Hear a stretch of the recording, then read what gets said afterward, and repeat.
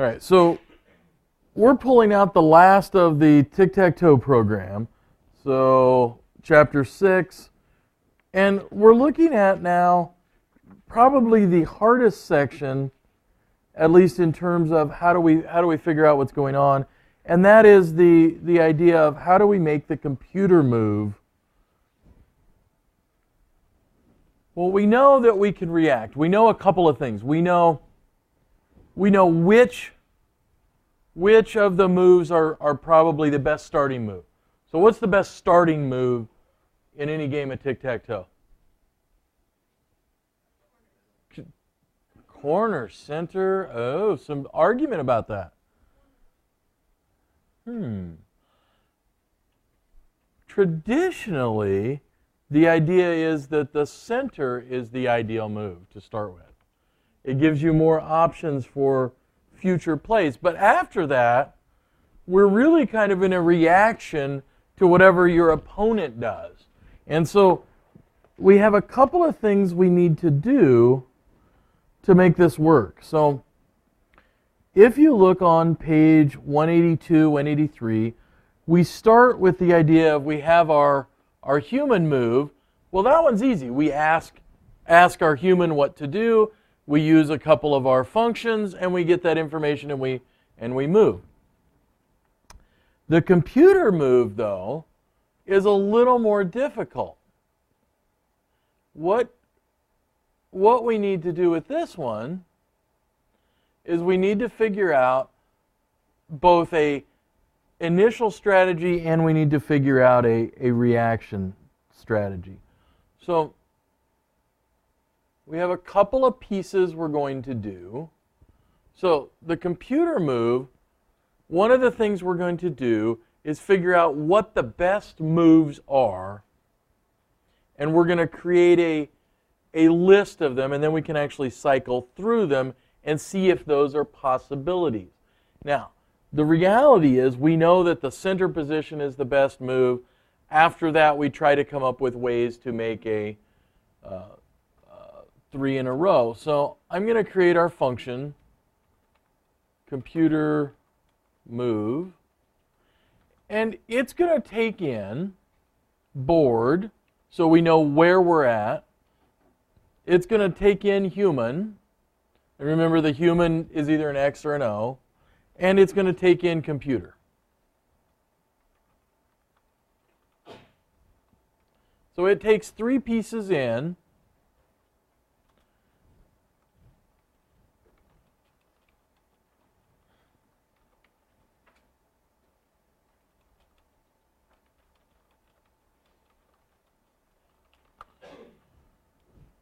So this is a lot more simple, quite frankly, than if you think about a chess game. But we're starting on that idea of how do we start making that logic of what's going to happen. And so the first thing we're going to do is we're going to make a copy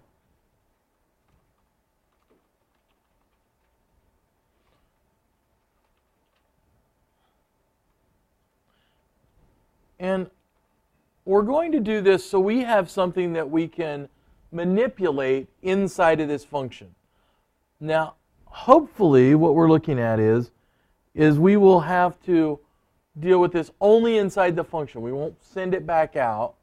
So we're trying to figure out and determine, is a move we have the best or not? So we're going to look at best moves.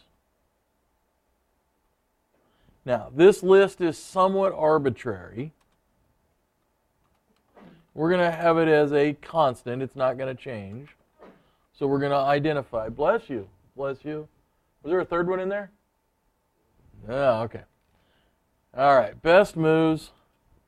And we're going to create a list of, so we know the center tends to be the best position to start with.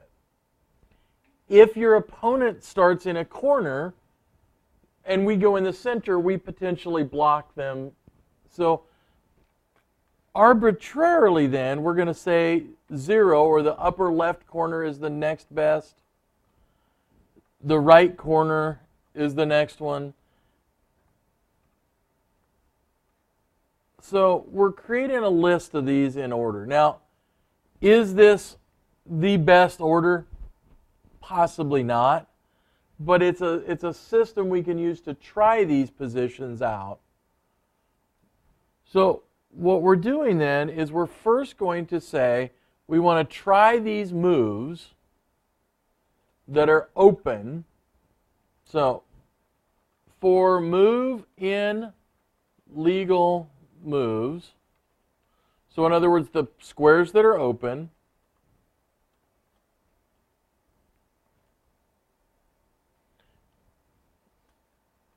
and so we're going to say board move.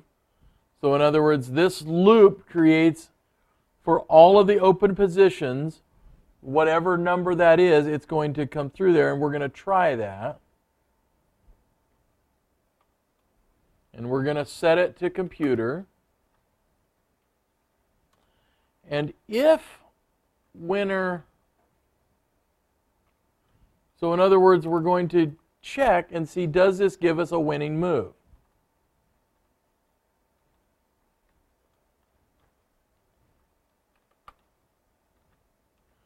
If it does, then we'll print move and we'll return move.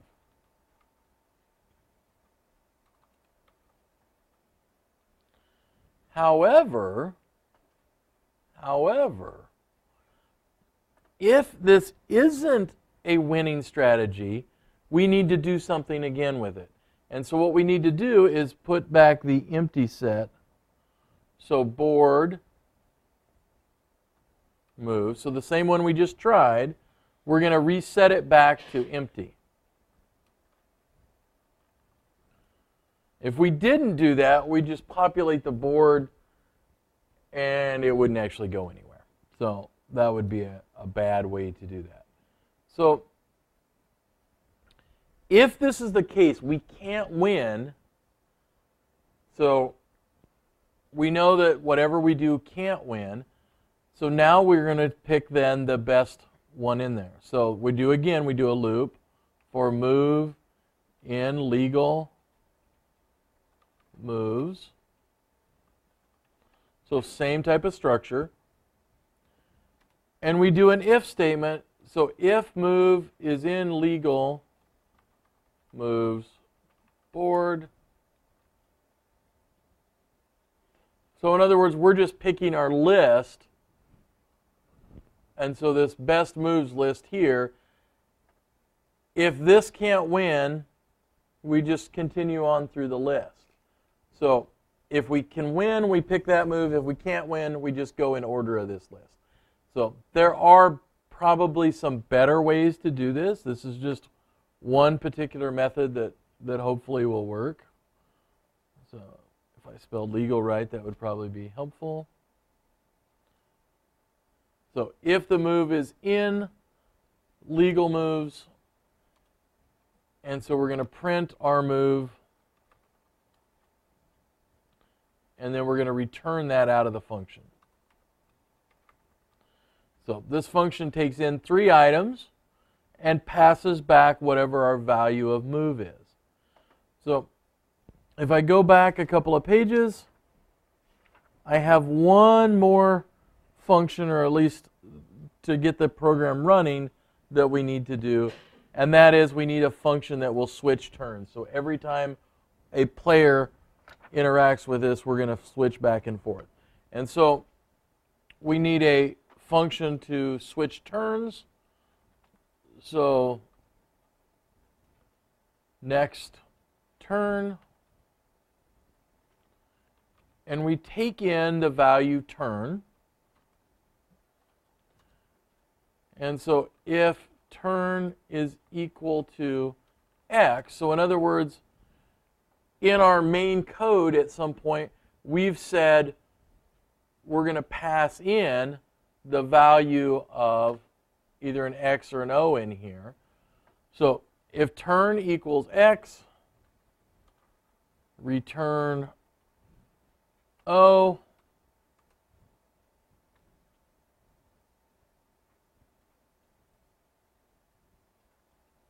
else return x. So in other words, we're just flipping from whichever one we had to the opposite.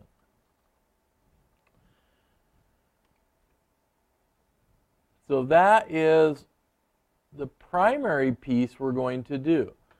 The only other piece we really have in here is like an announcement if we're going to win. So we're going to define that really quickly. Congrat winner. And this takes in a couple of variables. The winner, computer, human.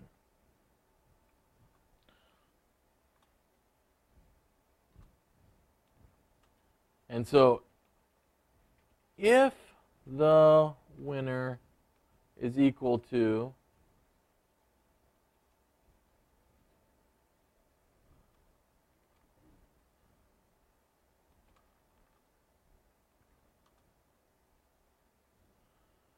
then you might print out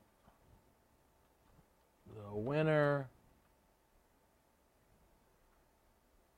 So either that's going to print either human or computer.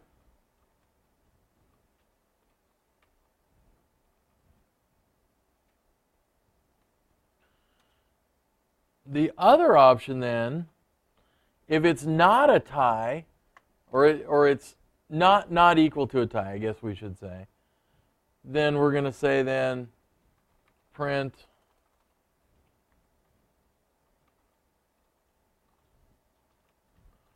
you tied.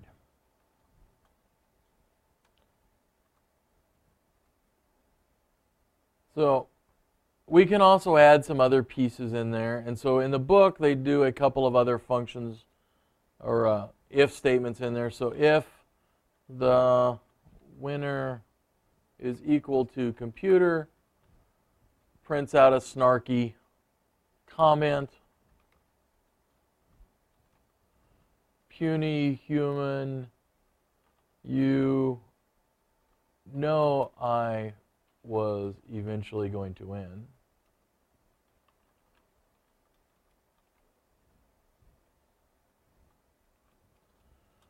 So otherwise you could print out, all kinds of other things. So we have an elif you could put in there, so you could have another option. So if I quit hitting the caps lock, it would be handy. Elif the winner equals human.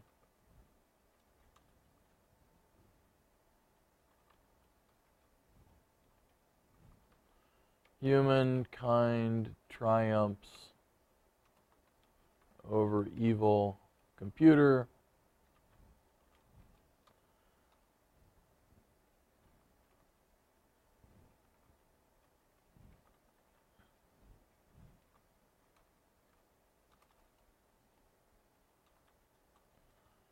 Tie.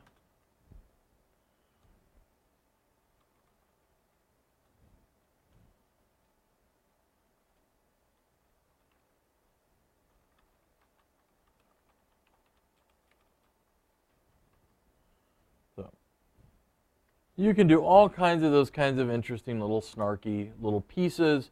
So what we're really doing is we're just looking at what the value of winner is. And we're going to look at that. So the next step in our evolution, so we've created all of our functions, is we really need one more function. Because our basic structure now is we're going to actually construct, the program itself is going to be a very short, simple construct that's only going to say, hey, we're going to call the main function. So if we're going to do that, we probably should define the main. Generally, our main function, just because we don't want to pass in a lot of things into it, it's generally a void function. So the very first thing our program is going to do is display the instructions. So we have a function that does that. We call a function we're going to call that function up above, if you'll go way up above, called pieces. But we're actually going to, because we get two values out of pieces, and if we go way up, you can see that again. So pieces returns computer and human. So we're actually going to put computer, comma, human is equal to pieces. So we get them assigned, and then they get passed down. Because we want to start out with the x, so whether it's a human or the computer, so we're going to start by saying turn equals x to automatically start that.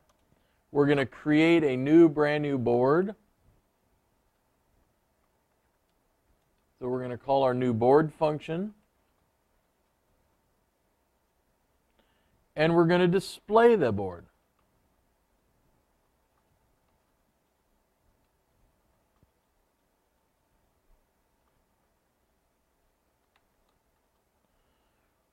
All right.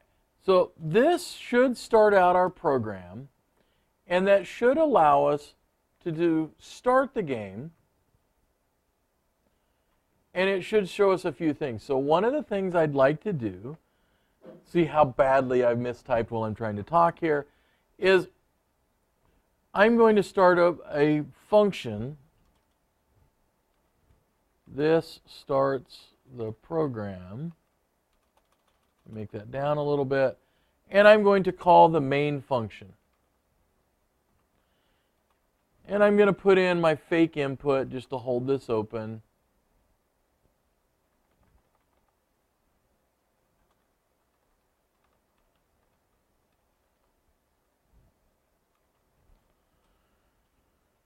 So that's actually the entire program is right here. So it fires off the main. The main should run these particular functions. Now, the game isn't going to work yet because all we're doing is displaying the instructions, setting what the human and the computer have for X's or O's, and we create a new board and we display that board. So I'm going to hit F5 and save this. And somewhere I have some syntax already wrong. So when I look at this, I'm going to have to look and go, well, what have I done wrong? And it appears that I've forgotten a quote mark up above, actually. Is that where I missed one somewhere? Board. So somewhere in here I've got a missing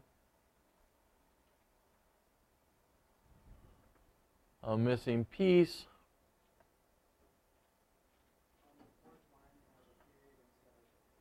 On the fourth line. Oh, I have a period instead of a, oh, right there. Yep. Oh, because I did a copy and paste there. Got it. All right. Those are one of the harder ones. I'm glad you guys caught that, because that's actually hard to spot those when you're looking at it.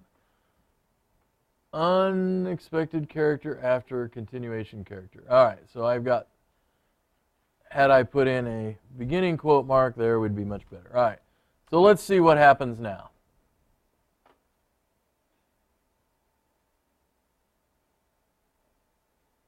All right, so of course it ran over here. Move it over real quick.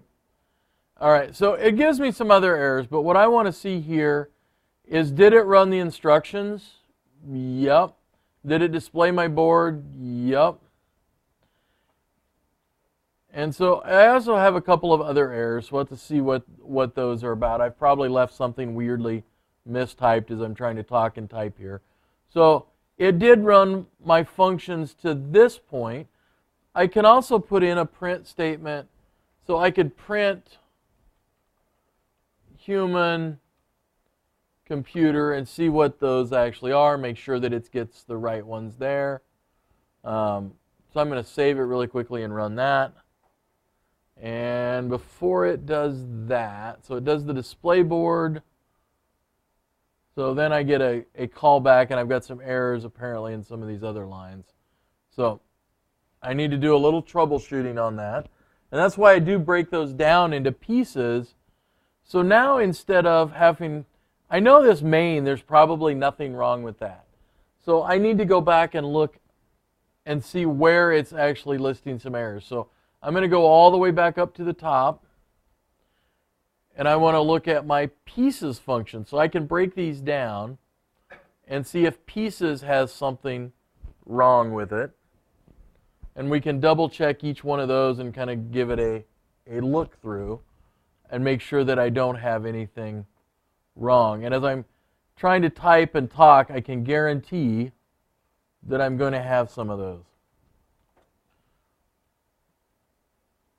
So right there, I see one that I have.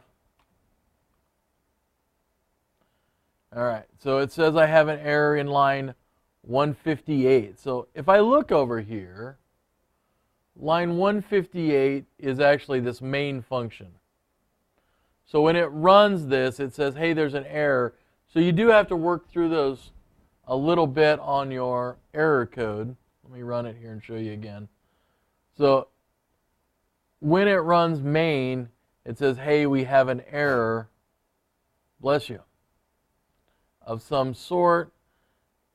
And so we have to work our way through those and see what the actual error is.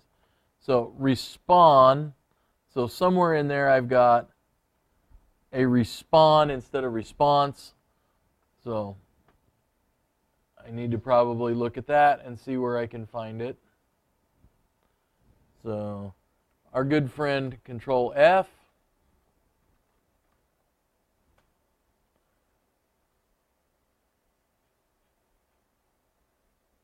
So notice here, while response, apparently I can't type response. So those kinds of errors will drive you batty trying to find a single error. So in this case now, that little bit of an error, now I can actually say, do you want to go first? All right, yes.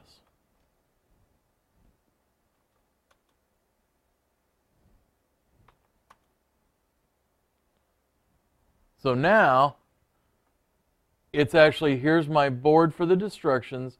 It's created a board, and then it's created a blank board. So, all right, we've got something. And in this case, it tells me that, hey, I've got those set as X's and O's. Got it. So, I'm going to go out here, go back down to my main, and I'm going to error that line out. And then at the end of it, I'm going to put, can be used for troubleshooting. So we know we got a new board, we got a blank board, and we know we can pick whether you're a human or whether you get an X or an O, in other words. So whether you want to go first or not.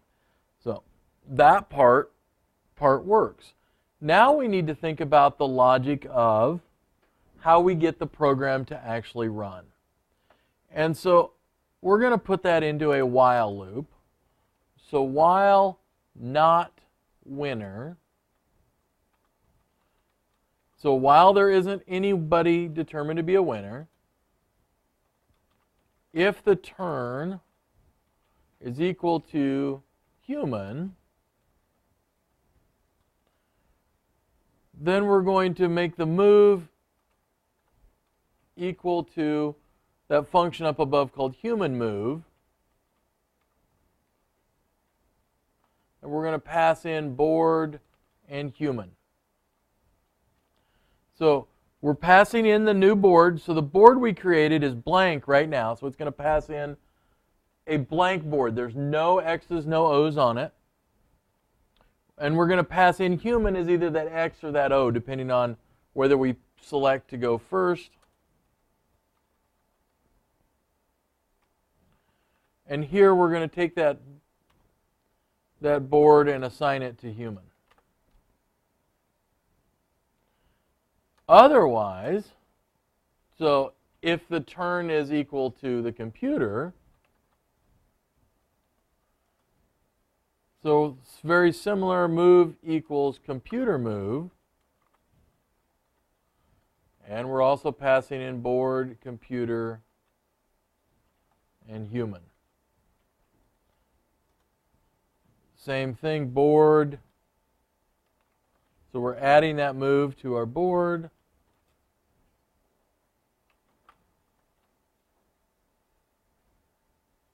So whatever that particular move is gets shoved in. Now we're going to display the board. Oh, got it. Thank you. Display board. And we're going to pass in that newly created board. So in other words, whatever move somebody had now should show up. And then we have to flip turn. So turn equals next turn. So at this point, we can try it again, and then we're calling some more functions. We'll see what kind of horrible typing errors I have in this. So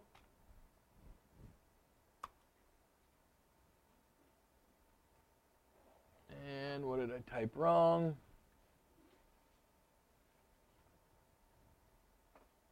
While no, should be not. All right, that makes sense. All right, so now, let me move it over again. So now it says, well, do you want to go first? And I'm going to say no.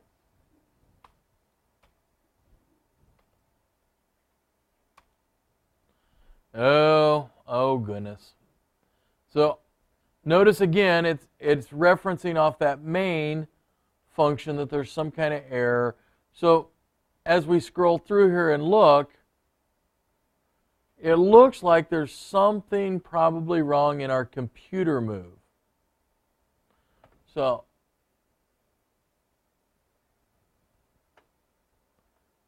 computer move, I probably did something wrong. So I'm going to take a look at it really quickly here and see if there's something that jumps out at me, because it's very possible that I was oddly wrong.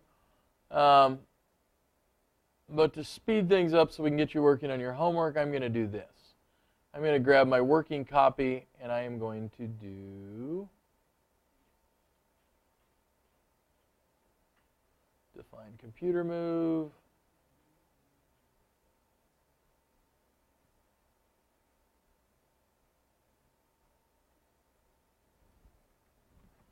I'm just going to do this really quickly and see if that corrects our error. See how many other spelling errors I have in there. All right. Try this one more time. Do you want to go first? Yes. Oh, darn it. Num square. So at some point, I've also made an error in number square. So let me go find that one really quickly. So there really is num.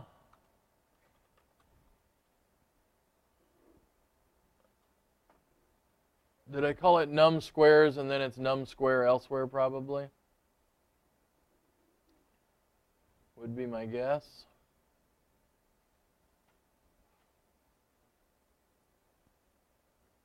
Close that. Num squares. So somewhere in there I've called it with the wrong name. Control F. Square.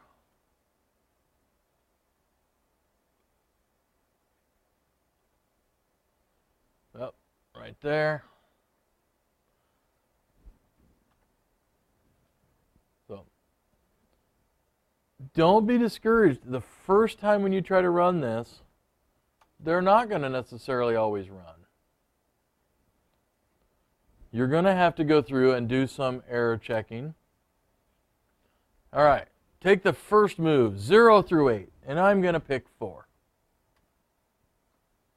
The computer then makes a move. All right, so I'm going to go 0, 1.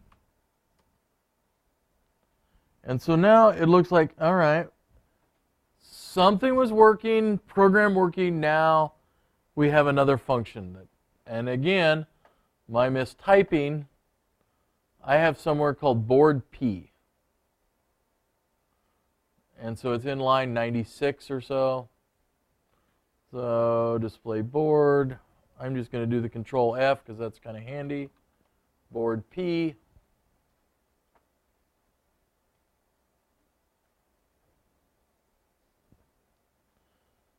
And so it really is an iterative piece, finding all your errors and making sure your program works. So yes, I do want to go first. Again, I'm going to go 4. And notice it's always going to pick that upper left corner because that's the next best move we said was in there.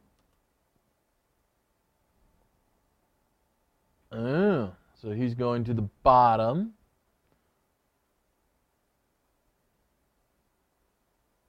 So I'm going to go to position 0, 1, 2, 3. Let's go to 6. Why not? And so now blocks that move.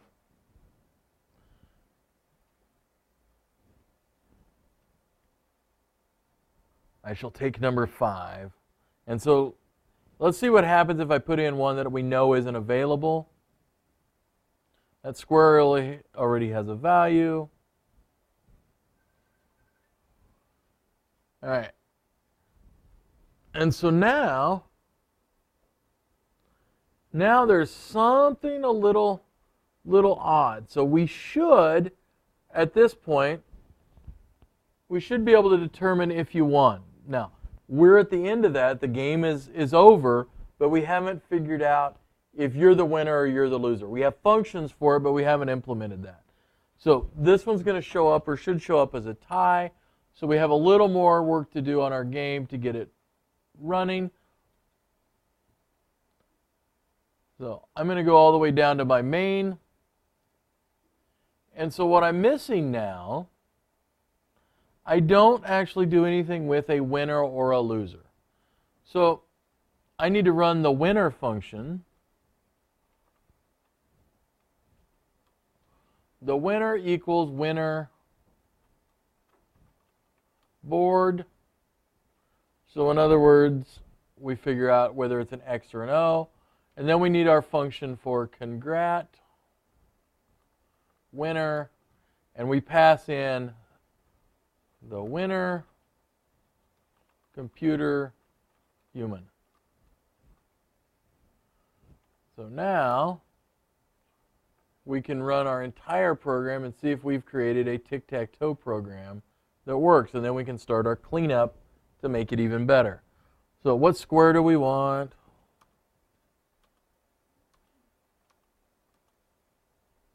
I'm just picking numbers at random here.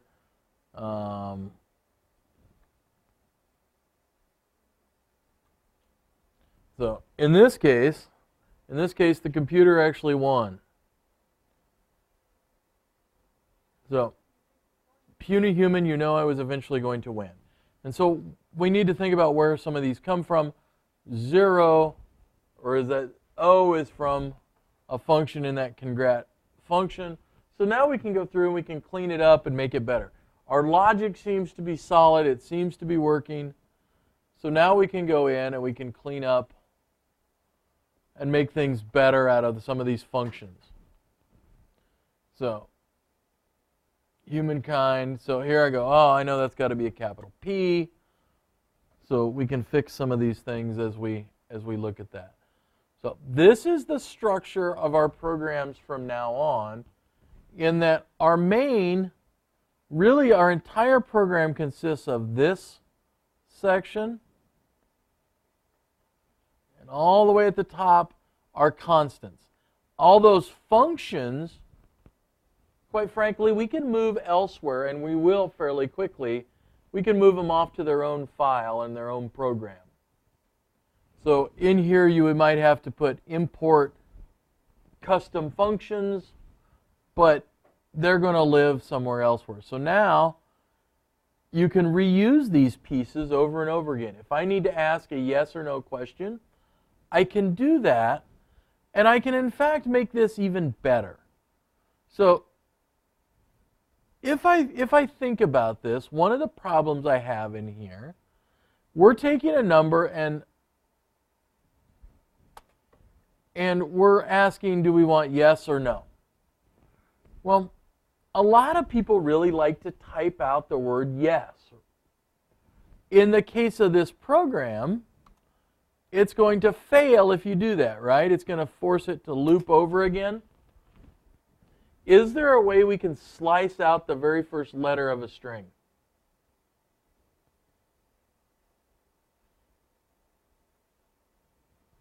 So if I look at this handy dandy, color even on the front page textbook, and we look at games like the Scramble games we did and the Guess My Number and all these other things, are there ways we can slice a string? And if you're going, man, I really don't want to look through the book because, you know, that I paid for it, why would I want to open it back up again? So maybe I could say slice strings Python in a Python.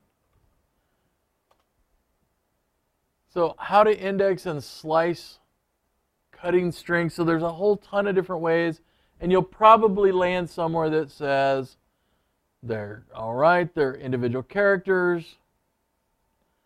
How can we, unfortunately, accessing in strings by index. So we could actually use this method, and we could grab slicing Python strings. We could go through a slice of from 4 to 8. So there's all different kinds of ways to do it.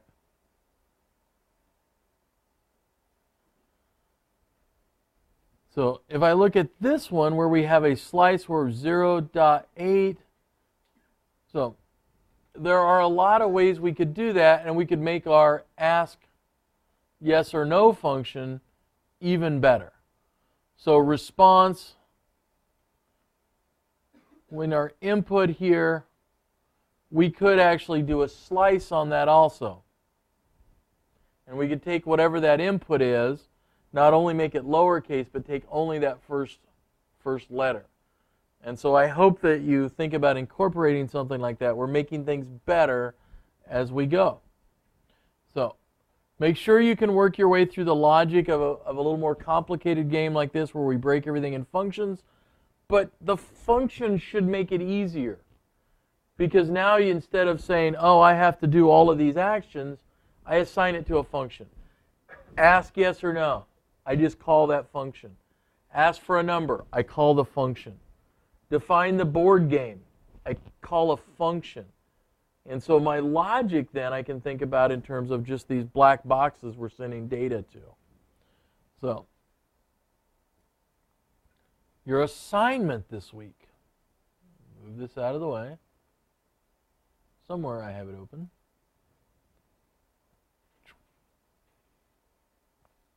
So your assignment this week is you're going to go back and you're going to find the Guess My Number function. We did that a couple of weeks ago. Fun little program. Where you get it is in course documents, and there is a zip file that's got every file that you need for this entire class. Here I actually have that open. One of the things you do need to do is extract it. I've extracted it, went to chapter 3, and we said, I want the one for Guess My Number. I'm going to edit it, and you're starting with this particular program. And what we are trying to do, backwards, is you are taking this program, that Guess My Number, and you are making it so it's formatted and structured very similar to the game that we just did. So, Guess My Number. So all of these, if you look at it, could be functions. So this could be define, maybe this is your instructions.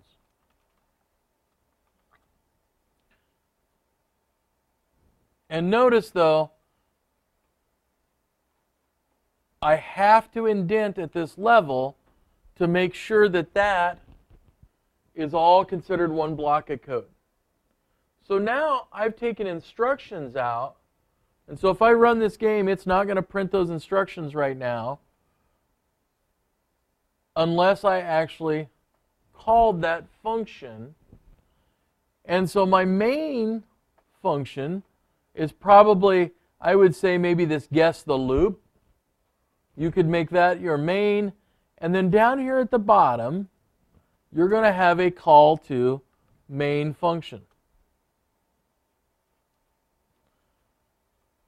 The hardest piece of this is figuring out which variables and how to get them to pass into and out of functions. And so you will need to go back in your book and you will need to look at how do I pass by a value. So there's all kinds of examples in there of how we can pass variables from one function to another. So getting a simple instruction to run where it doesn't take a variable in and out, probably not very tough. The passing the variables is where it gets a little more complicated and we need to think through what we're doing. So this statement should be at top and not in a function. Just out of convention.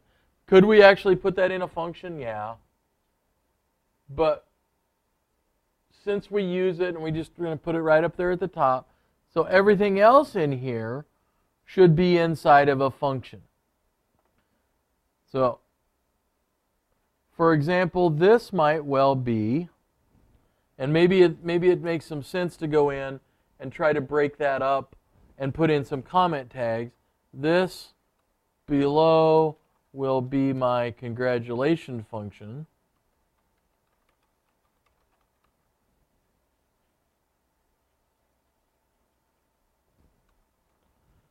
This below might be the main.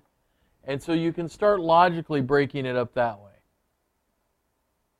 So that one looks like might be a great set initial values function.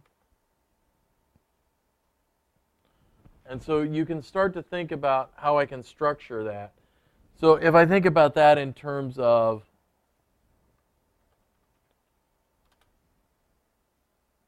so we're also looking at that in terms of that pseudocode. So the first thing I might be wanting to do is display instructions.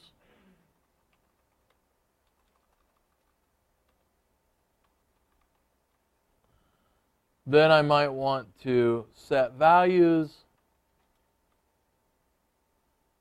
guess number,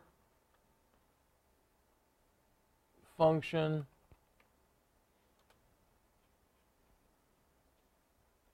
declare winner. So we modified this before. If you then wanted to have a scoring module, that could be included in there also. You could do all different kinds of things with it. So it's a fairly simple piece of code. Breaking it up gets a little complicated when you start passing those values back and forth. So what I have seen a student try to do last year, and this did not work well, was they took the entire program from here all the way to the bottom and said, that's my main function, declared it as a function, and then called it. Well, that's not the intent. The intent is to get you to start thinking logically. On the other hand, you can break this down too much and make your life a little more difficult. So you might want to think about what makes sense to hold together in a function. Something that I can reuse would be great. So if I wanted to see if I wanted to loop this entire function, so you could create in that main function a way to loop the game. So do you want to play again? Sure. And you could even go out and grab your ask yes or no function that you've created. And so eventually, you end up with a library of all these functions you've created that you can grab and very quickly modify for your use as you're coding. Programmers are lazy. Think lazy when you're constructing this. How can I reuse these things in the future? And how can I make it as easy on myself as possible? So, not easy to the point of you just say, I'm going to take everything and make it one main function. The other piece I would ask in this one is, use lots of documentation so we can understand what you're doing. It will help you understand what you're doing. The other one is, any function, remember it's at this indent level, and that's how it says, this is a function and this is all one block of code. If, for example, I didn't do that, well, let's do this. I declared that function. It doesn't hurt anything for it not to be there. But when I run this now, it shouldn't display any instructions, right? We see that? Didn't display any instructions. We didn't call that function, so that makes sense. But if I did this, so I didn't have those all indented at the right line. Let's see what happens.